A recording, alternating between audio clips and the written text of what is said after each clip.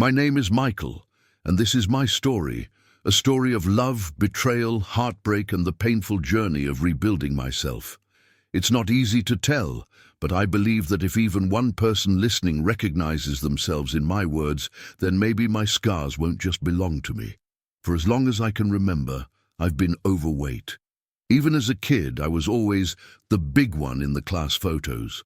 I can still hear the laughter from school hallways, the whispers behind my back, the cruel nicknames I pretended not to hear. I became good at hiding my pain with jokes, at laughing along before anyone else could laugh at me. That became my shield, humor. If I could make people laugh, maybe they wouldn't notice how insecure I really was. But the truth is, I always noticed. I noticed when girls avoided sitting next to me. I noticed when I wasn't invited to pool parties. I noticed the smirks when I ordered food in public. And slowly, I started to believe that I would never be worthy of love. By the time I reached adulthood, I carried not just the weight on my body, but the weight of all those years of feeling less than everyone else. I had a decent job, a few good friends. My best friend David was always by my side. But inside I felt like I was living half a life. I wanted more, but I was too afraid to believe I could have it. And then, out of nowhere, I met Sophie. I still remember that day. I was at a coffee shop sitting alone, scrolling through my phone, when she accidentally bumped into me and spilled part of her drink on my shirt. I expected her to laugh or roll her eyes, but instead she looked genuinely sorry. "God, I'm so clumsy," she said, grabbing napkins and helping me clean up. I tried to brush it off with a joke. "Well, at least now I smell like vanilla latte instead of sweat. That's an upgrade." She laughed, not a polite laugh, but a real, warm laugh. That laugh hit me like sunlight. We started talking, and to my surprise, the conversation flowed. She didn't seem bothered by my size, by my awkwardness. For the first time in a long time, I felt seen. A week later, we went on our first date, and soon after we were a couple. To me, Sophie was a miracle. She had light brown hair, hazel eyes that sparkled when she laughed, and this easy confidence that drew people in. The kind of woman I never thought would choose someone like me. I remember one night, lying beside her, I blurted out the question that had been haunting me. "Why me, Sophie? You could be with anyone." She looked at me, smiled, and said, "Because you're real, Michael. You listen, you care, you make me feel safe. That means more than looks." I swallowed hard, trying to keep the tears from coming. For the first time in my life, I believed I could actually be loved for who I was, not just judged for my body. The months that followed felt like a dream. We spent late nights talking about our future. The trips we'd take, the house we'd buy someday, even names for kids we didn't have yet. Sophie would whisper, "You're the one for me, Michael.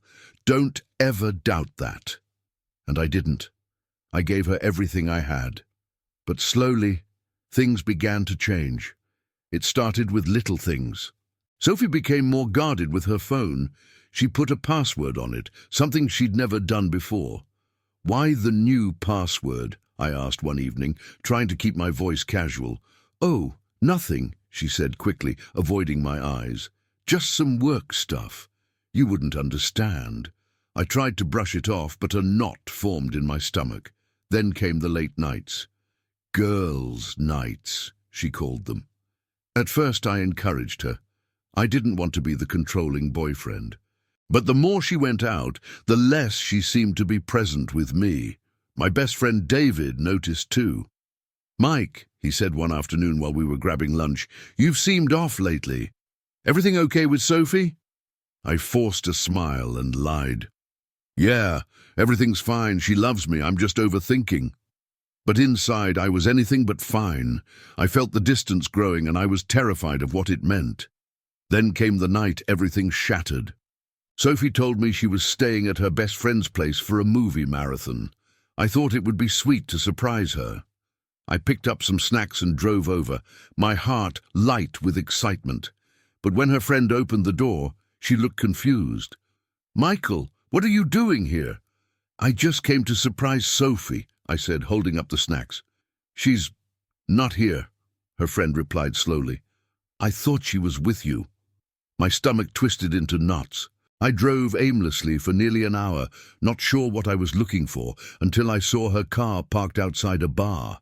My hands shook as I walked inside. And there she was.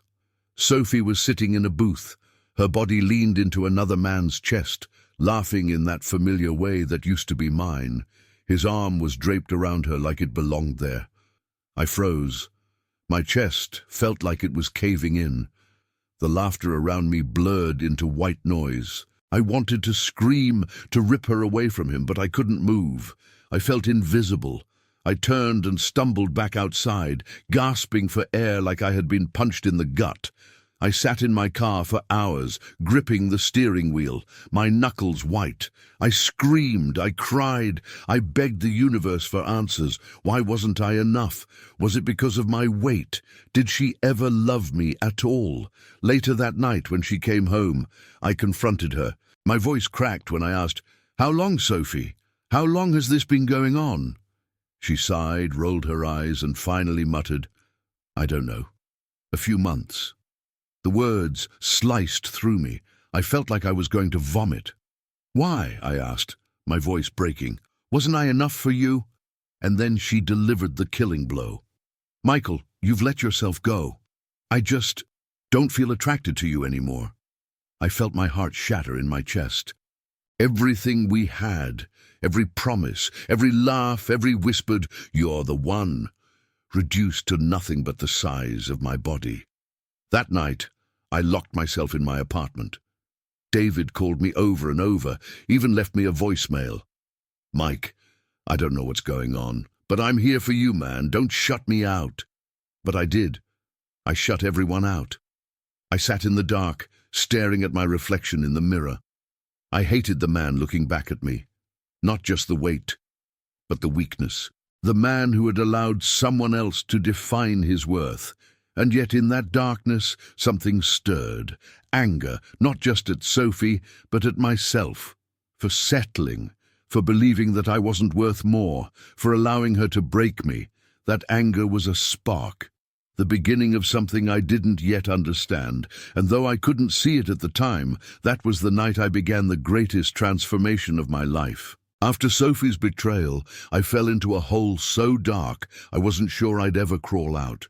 I don't think people truly understand how heavy silence can feel until they're sitting in it, night after night, alone. My apartment became my prison. Curtains closed, lights off, half-eaten takeout boxes scattered across the table. I stopped answering calls. David called almost every day. Sometimes I'd let it ring, sometimes I'd stare at the screen until it stopped. He even left messages. "Mike, come on, man. Let's grab a drink. You don't have to say anything. Just don't disappear on me." But I disappeared anyway. I couldn't face him. I couldn't face anyone. I kept hearing Sophie's words on a loop. "You've let yourself go. I don't feel attracted to you anymore." It didn't matter that she was the one who cheated. In my head, it was my fault. My weight, my appearance, my failure. Every time I looked in the mirror, I heard her voice again. I didn't just hate Sophie. I hated myself. Weeks passed like that. Days bled into nights. I went to work, came home, ordered food, sat in the dark.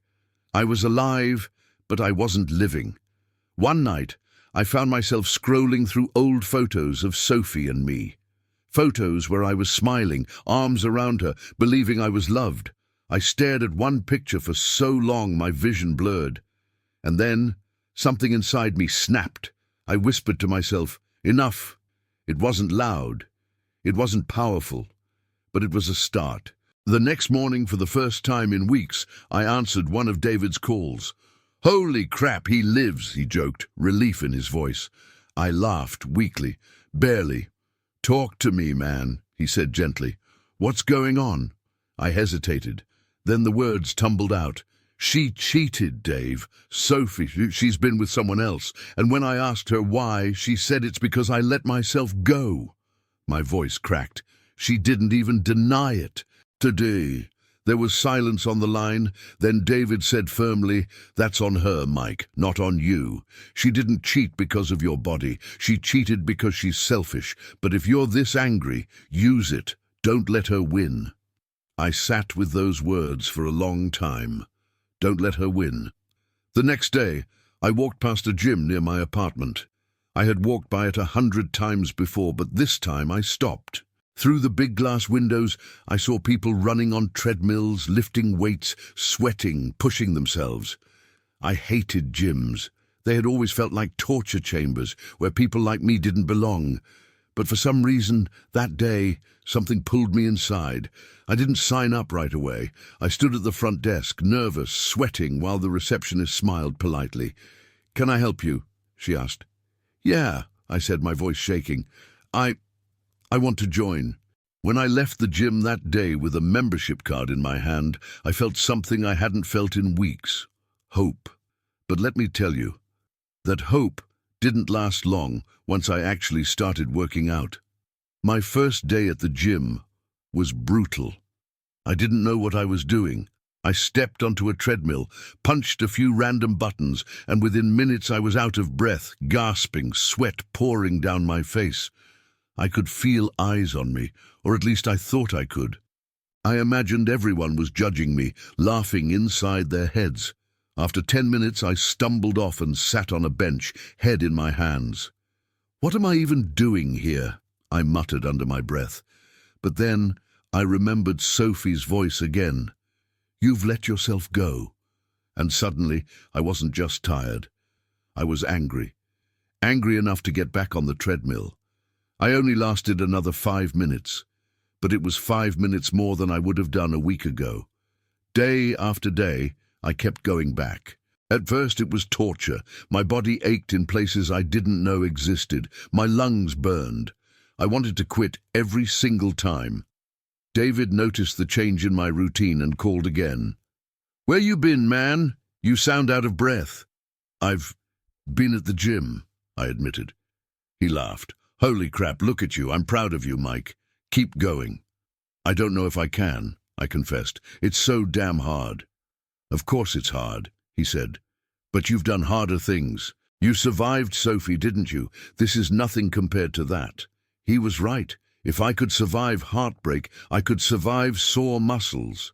Weeks passed. Slowly, the treadmill didn't feel quite as impossible. I started lifting small weights. I watched YouTube videos late at night, learning about form, diet, routines. I wasn't just moving my body, I was feeding my mind too. Every drop of sweat felt like I was washing Sophie out of me. Every rep was a middle finger to her betrayal. Every sore muscle was proof that I was changing, that I wasn't going to stay broken. One night, after a particularly hard workout, I stood in front of the mirror in the locker room. For the first time, I noticed a difference. Just a small one. A little less puffiness in my face, a bit more definition in my arms. But it was enough to make me smile. I whispered to my reflection, "You're coming back, Michael." For weeks, I had looked in the mirror and hated what I saw. That night, for the first time, I saw possibility. The gym became my therapy. Instead of sitting in the dark, drowning in old memories, I poured my pain into every workout. I thought about Sophie every time I wanted to quit. I imagined her laughing with that guy, and I pushed harder. It wasn't just about losing weight anymore. It was about reclaiming myself. I didn't tell Sophie what I was doing. We weren't talking much anymore, and I didn't want to give her the satisfaction of knowing she had motivated me. This wasn't about her, not really. It was about me. About proving to myself that I was more than her cruel words. The more I trained, the more something inside me shifted. My nights alone weren't filled with sobbing anymore. They were filled with planning my next workout, tracking my progress, actually feeling proud of myself. For the first time in a long time, I felt alive. When I look back now, I almost can't believe how fast those first 2 months at the gym went by. At the time, it felt like every day was a war. My body hurt constantly. My legs wobbled walking upstairs, and my arms burned even from carrying groceries. But little by little, I changed. 2 months in, I had dropped a significant amount of weight. My face looked slimmer, my clothes fit differently, and even my posture changed. I stood straighter. I moved with a confidence I hadn't felt in years. One Saturday, I decided to go shopping for new clothes. It was something I had always hated. Nothing ever fit right, and I always ended up frustrated in the fitting room. But this time, when I tried on a shirt a size smaller than usual, it actually fit. I stared at myself in the mirror, grinning like an idiot. For the first time, I didn't see the fat guy. I saw a man who was becoming someone new. I sent a picture to David, a mirror selfie, which I never did. He texted back immediately, "Holy crap, Mike, look at you. Who is this handsome dude?" I laughed out loud in the store. For the first time in a long time, I felt proud, but life has a cruel way of testing us when we least expect it. A week later, I ran into Sophie. I was walking out of a cafe, holding a black coffee, no sugar, no cream, something the old me would never have ordered. And there she was, walking down the sidewalk with a shopping bag in her hand. Our eyes met, and for a moment time froze. "Michael," she said, almost shocked. I swallowed hard. "Hey, Sophie." She looked me up and down, her eyebrows raising. "Wow, you look different." "Yeah," I said flatly. "Been working on myself." There was an awkward pause. Then she smiled, that same smile that used to make me melt. But this time, it felt different, hollow. "I was actually meaning to call you," she said. "I don't know if we left things, the right way." I clenched my jaw. "We left them the way you left them." Her smile faltered. "Michael, I made a mistake. I was stupid. But seeing you now, maybe we could—" I cut her off. "Don't. Just don't." For a split second I saw hurt in her eyes, but I didn't care. I wasn't cruel, I wasn't yelling, but I was done. For the first time, I realized Sophie no longer had power over me. As I walked away, I felt lighter than ever before. That night, I told David about it. "She actually tried to get you back?" he asked, laughing. "Yeah," I said, "but I shut it down." "Good. That's what I'm talking about, man. She doesn't deserve a second of your time." "I know," I said, and I meant it. That chapter of my life was closed. But what I didn't know then was that another chapter, a better one, was about to begin. It was at the gym where I first noticed her, Emily. She wasn't like the other girls who strutted around in perfectly coordinated outfits, looking like they belonged in a fitness magazine. Emily was different. She wore a simple t-shirt, her hair tied in a messy bun, and she always had headphones in, but her energy filled the room. She wasn't there to show off. She was there to work. One evening, I was struggling with a set of dumbbells. My arms shook, sweat dripping down my forehead. Suddenly, a gentle voice beside me said, "Your form's a little off. Mind if I show you?" I turned, and there she was, Emily. "Oh, sure," I stammered. She smiled warmly. "Keep your elbows tucked in more. They're like this."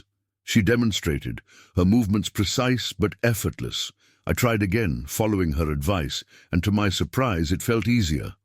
"Wow," I said. "That actually helps. Thanks." "No problem," she said with a grin. "We're all learning." Then she put her headphones back in and went back to her workout.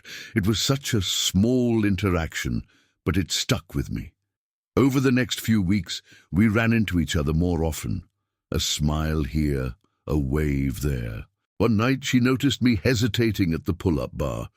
"You've got this," she encouraged. "I doubt it," I muttered. "Try," she insisted. And so I did.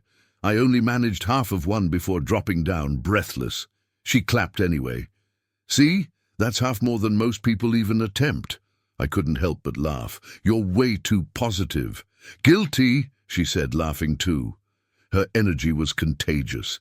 Every time I saw her, I wanted to push myself a little harder. Finally, one evening, I worked up the courage to talk to her outside the gym. "Hey, Emily," I said, nervously scratching the back of my neck. Do you want to grab a smoothie or something? After a workout, I mean?" She tilted her head, studying me for a moment, then smiled. Sure, why not? That first smoothie turned into dinner the next week, then a long walk, then movie nights. Before I knew it, Emily was becoming a part of my life. But even as things grew between us, I couldn't fully let go of my insecurities. One night, we were sitting on her couch, watching a movie. She leaned against me, her head on my shoulder, and whispered, "I really like being with you, Michael." I froze. Those words should have made me happy, but instead, fear gripped me. I blurted out, "Why? Why would you like being with me?" She sat up, confused. "What do you mean?" I ran a hand through my hair. I'm not perfect. I was overweight. I've been cheated on. I'm a mess." Emily took my hand gently. "Michael, everyone's a mess in some way, but you're real, you're kind, you're trying. That's what matters." Her words sank deep into me. For so long, I believed I wasn't worthy of love, that I had to look a certain way, be a certain person, but Emily didn't see me for what I had been. She saw me for who I was becoming. David noticed the change in me too. "Dude, you're glowing," he teased one day. "Is it the gym, or is it the girl?" "Maybe both," I admitted, smiling. He clapped me on the shoulder. "You deserve this, Mike. Don't overthink it. Just let yourself be happy." For once, I tried to listen. My journey wasn't over. I still had fears, scars, doubts. But for the first time, I wasn't carrying them alone. And deep down, I knew. This wasn't just about proving Sophie wrong anymore. It wasn't about revenge, or anger, or pain. It was about healing. It was about finally believing that I was worthy of love. When Emily came into my life, I thought my story of pain was finally over. But healing isn't a straight line. Even with all the progress I'd made, the weight I'd lost, and the new confidence I carried, there were still scars beneath the surface. I didn't realize how deep they went until one evening, about 3 months after Emily and I started seeing each other. We were at the gym together, something that had become our little ritual. She encouraged me, I encouraged her, and it felt like we were a team. But that night, as I was finishing a set of bench presses, I noticed Emily laughing at something another guy said near the dumbbell rack. He was tall, muscular, the kind of guy I always imagined women preferred. For a moment I froze, my chest tightened, my mind raced back to Sophie, her laughter with another man, her betrayal.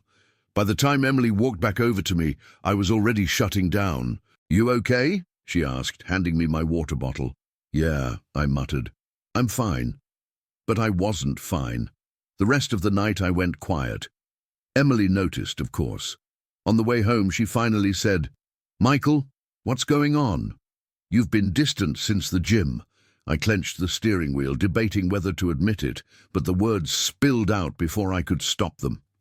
"I saw you laughing with that guy, and I don't know, it reminded me of Sophie, of what she did. And suddenly, I felt like maybe it's happening again." There was silence. My heart pounded. I hated how insecure I sounded. Finally, Emily reached over and took my hand.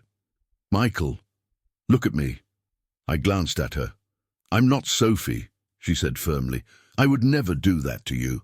I laughed because he made a dumb joke about tripping over his shoelace, that's all.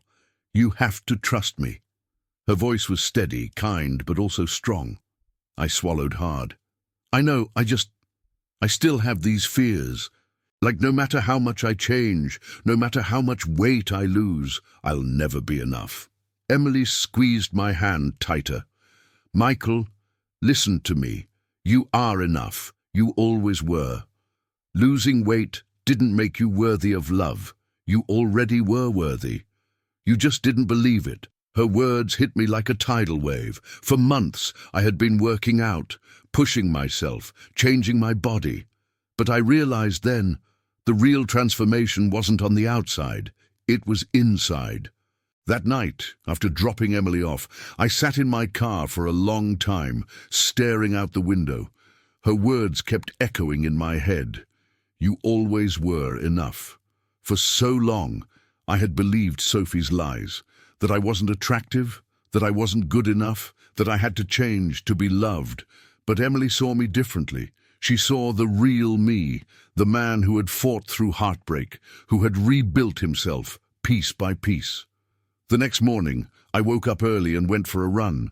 Not because I was punishing myself, not because I was angry, but because I wanted to, because it made me feel alive.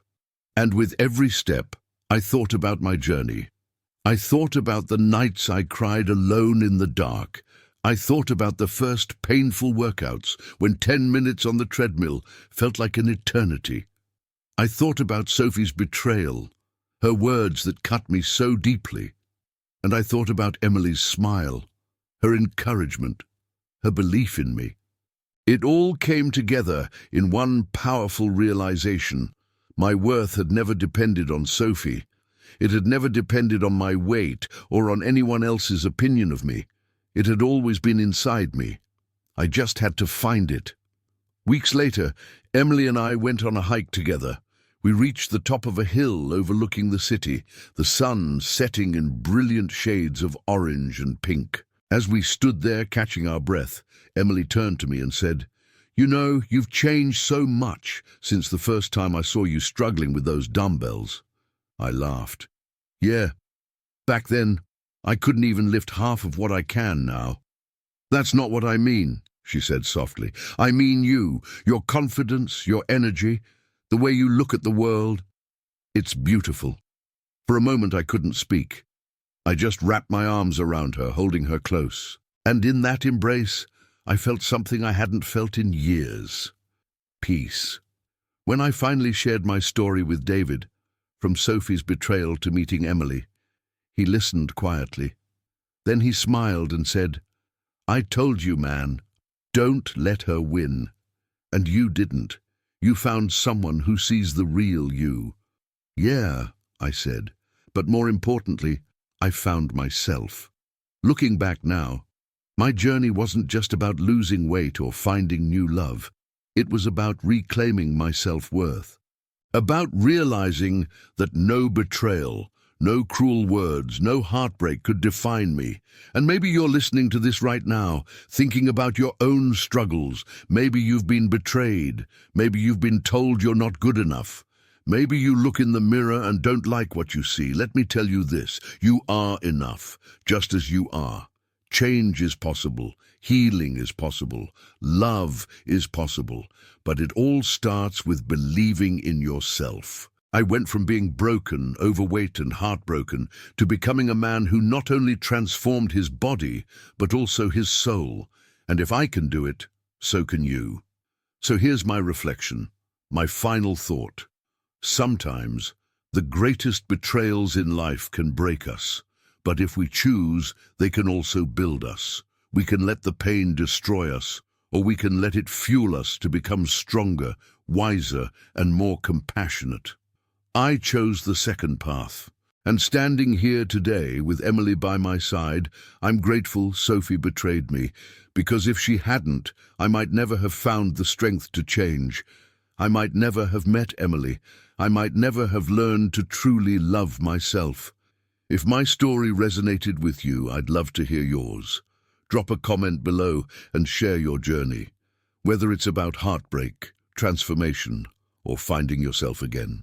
Don't forget to hit that like button, subscribe for more stories like this, and share this video with someone who needs a reminder that they are enough. Remember, pain can be the beginning of something beautiful.